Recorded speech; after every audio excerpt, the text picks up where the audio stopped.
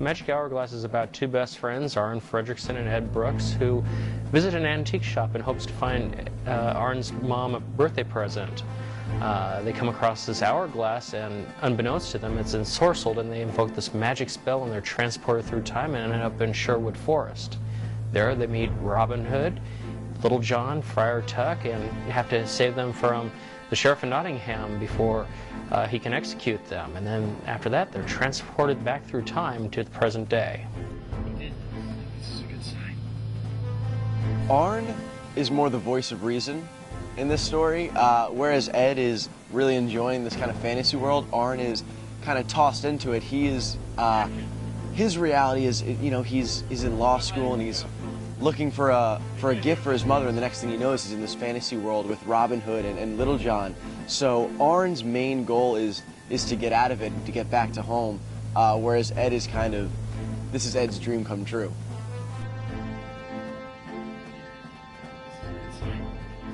I love my character. I think any opportunity to just, where you have that much freedom to pretty much do whatever you want, as long as the energy's up and, you know, he's sort of fast-paced and always thinking and always going, just things are coming out rapid fire. It's a blast. It's good fun. You know, when I signed on to this profession as an actor, I thought it was all mansion parties and hookers. And now I'm sitting in... I'm sitting... The first thing that crossed my mind. Knowing that I was going in to do the Magic Hourglass, specifically doing the woodsman camp where Robin Hood, Little John, and Friar Tuck were living, I really put a directive throughout the whole film, be it the art direction, costuming, and set design, that this was supposed to be a fairy tale storybook, because that's what Robin Hood is, and he's folklore. So I didn't want it to be gritty or realistic. I wanted it to be like a fantasy. So we had to build a couple of tents. We used like these 3 like wooden logs that we had to like hammer into the ground, and then we put some wooden boards over them and a tarp.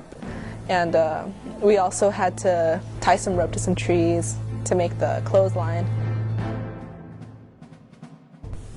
The biggest challenge that we had was every single day having to take the set down and then rebuild.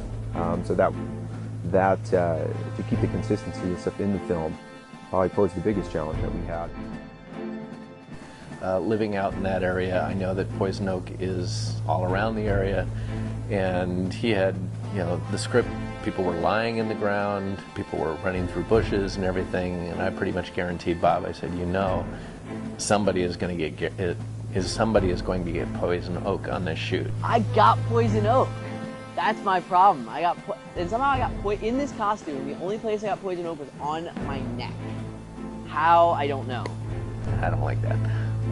Actually, I was really kind of leaning to try and get him to understand that it's like you don't want your actors to end up getting Poison Oak on the first day of the shoot.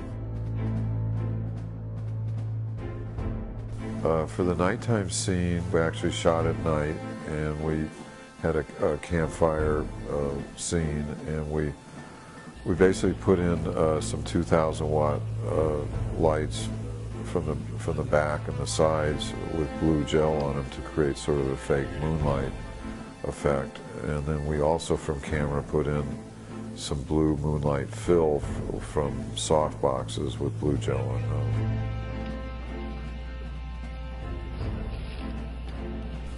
We had to create a fake fire in a fire pit with some logs because the state park didn't want us using a real fire at night. You know, we might have an accident and set something else on fire. But to make the fire look like it was a real fire, we had a small smoke machine with a tube going to under the logs, and then in the logs I bought a strand of sort of like Christmas lights, but they were from the Halloween store, and they had little flickering flames in the light bulbs, so we planted about 10 of those around the logs, so through the smoke you could see little flames flickering, and that's how we created a fake fire without, lighting it, essentially.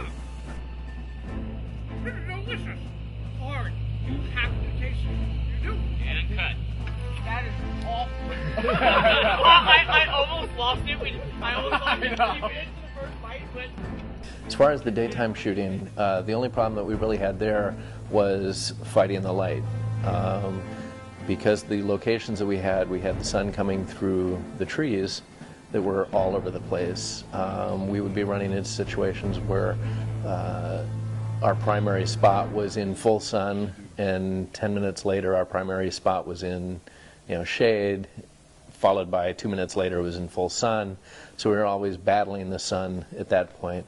We had a window of opportunity from probably about 8 o'clock in the morning until about 2 o'clock in the afternoon when the sun went down behind the hill. And then it's like, okay, it's an overcast day.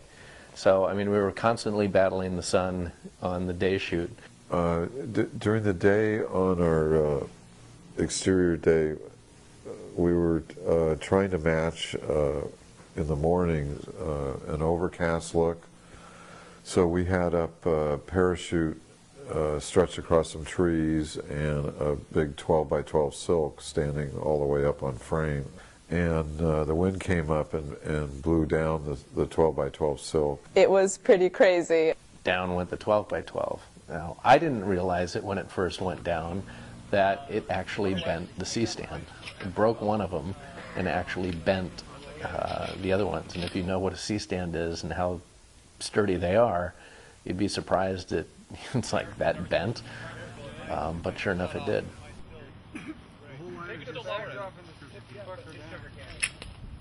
Jared was a very good sound mixer, so we didn't really have problems with the sound. Just your basic things that would happen. You would have like a rubbing of mics on shirts, or the boom would come into shot. But the things that would come in most of the time is if the wireless mic was too far away, you'd hear a little bit of scratching, or if there was an airplane or hikers. Planes overhead, hikers on nearby trails, or horses. Nothing really out of the ordinary. The only thing that might have magnified it some is because we were in little canyons or in a bowl at the end of a canyon, it would magnify the sound more and longer.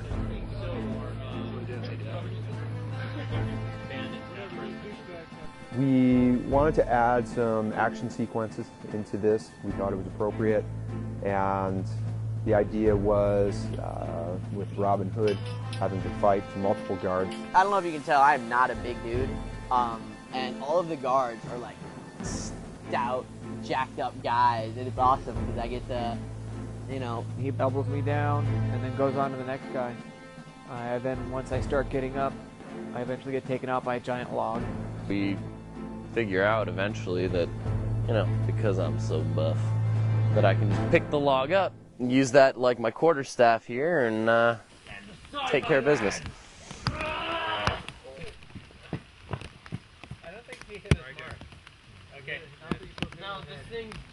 When you bring in animals onto a set, the person that it really affects is the person that has to work with that animal.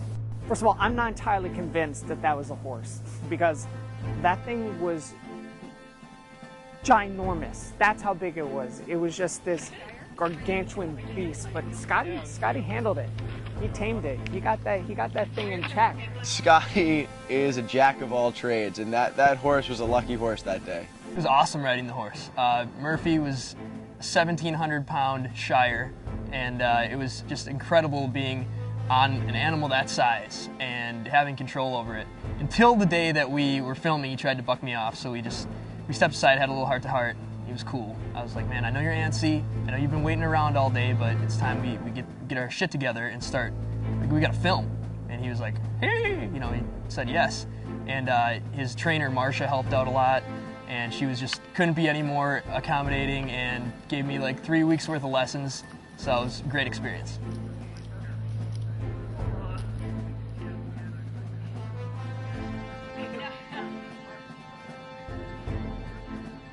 Overall production is it's a fun movie. This is definitely the most fun I've had. Such a great cast and crew. Everybody seemed to know what they were doing. There was no reason for me to play dictator or major manager. It was fun. I really enjoyed this one. So overall, it's been one of the better experiences I've had for an independent film. It was a lot of fun, a lot of hard work. But I enjoyed it. You know, I mean, I'm definitely sad that it's over, but working on it, I met so many great people, and a lot of the people in the cast have become really good friends of mine, so I don't necessarily see it as it being over. I'm confident that it's going to be a great film, and now I miss it. That's weird, because it was sad when principal photography ended. Everybody involved was very, very professional and had great energy. And it was a good shoot. Principal photography is over. It's a relief because this one has been a lot of work. There's something special about this film that is ineffable. You can't put your finger on it. It's just something that is there. And I hope what is there and the hard work that everybody put into this will transcend to the public and have a positive reaction so we can continue on into the feature film Lanterns of the Dead with the characters Arn and Ed.